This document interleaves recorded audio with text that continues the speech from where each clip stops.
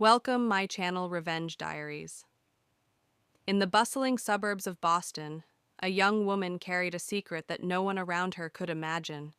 Betrayal had stolen her childhood, cruelty had shaped her soul, but revenge was the fire that kept her alive.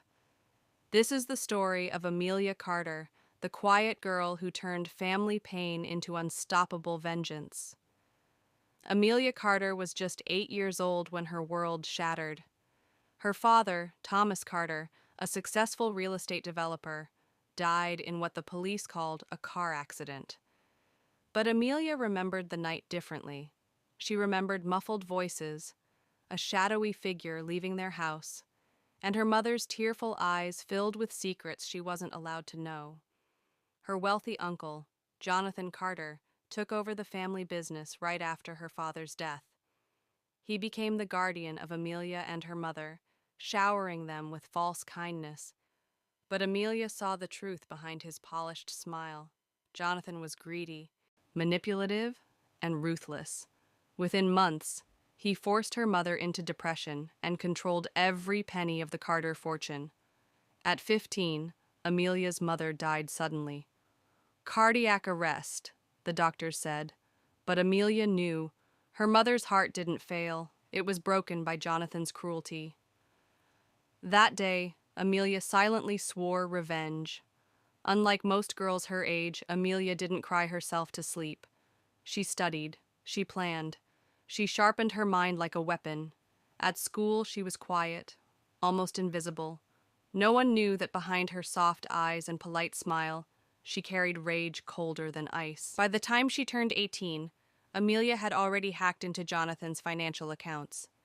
She discovered offshore accounts, fraudulent deals, and documents proving he had staged her father's accident to seize the family empire. But Amelia didn't act immediately.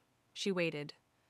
Because revenge, she believed, was not about anger. It was about timing. Amelia won a scholarship to Harvard, where she studied law. On the surface, she was a normal student, bright, kind, and ambitious. But every class she took, every contact she made, was part of her greater plan.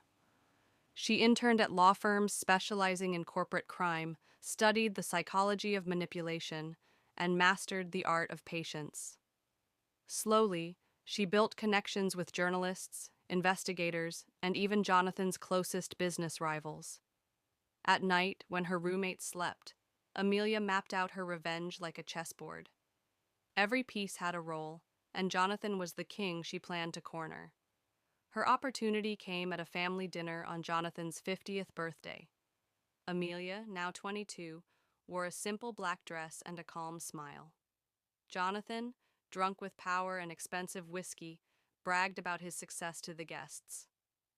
"Family is everything," he declared, raising a glass, "and I've always taken care of mine." Amelia's lips curved into the slightest smile. She stood, clinked her glass, and said softly, "To family." What Jonathan didn't know was that Amelia had already leaked partial evidence of his tax fraud to the media. 2 days later, news channels exposed the Carter Empire's shady dealings. Stocks crashed, investors pulled out, and Jonathan's public image took a hit. But Amelia wasn't finished. This was just the beginning. Jonathan, furious, suspected his competitors. Never in his wildest dreams did he consider Amelia. To him, she was still the fragile little girl he once silenced. But Amelia knew his weaknesses, his pride, his paranoia, his obsession with control. She began sending him anonymous emails. "You took a life. Now it's your turn to lose everything. The truth always returns, Jonathan. Your sins didn't die with Thomas." Each message was timed to perfection, arriving just before a business meeting or a public event, shaking his confidence. Slowly, Jonathan began to unravel.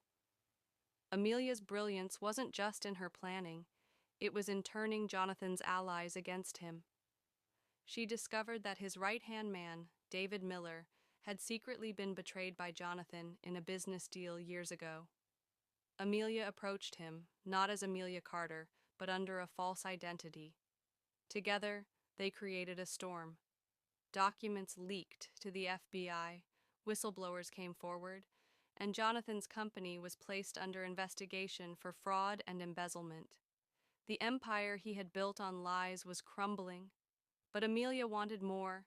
She didn't just want his money, she wanted his soul destroyed.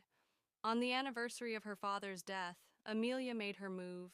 She invited Jonathan to dinner at the old Carter mansion, now abandoned and falling apart.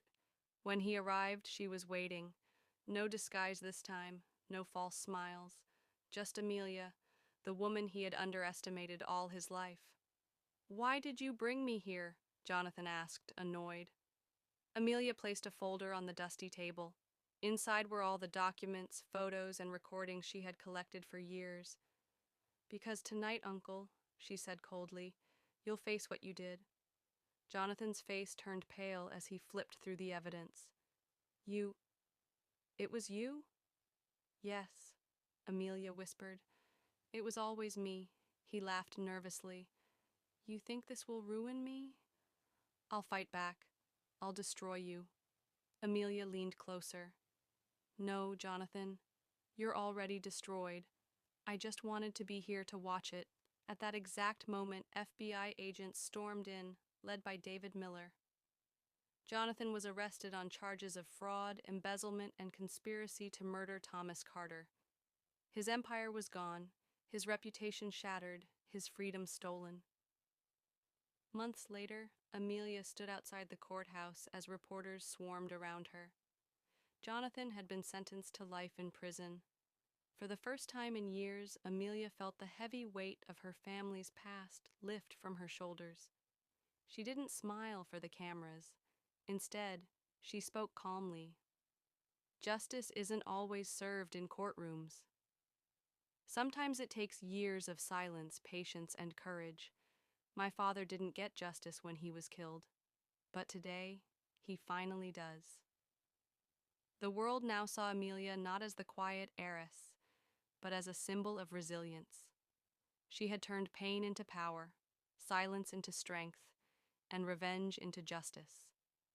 And as she walked away, the cold Boston wind brushed her face. For the first time in her life, Amelia wasn't haunted by the past. She was free. Thanks for watching my video. Like, subscribe, and share my channel.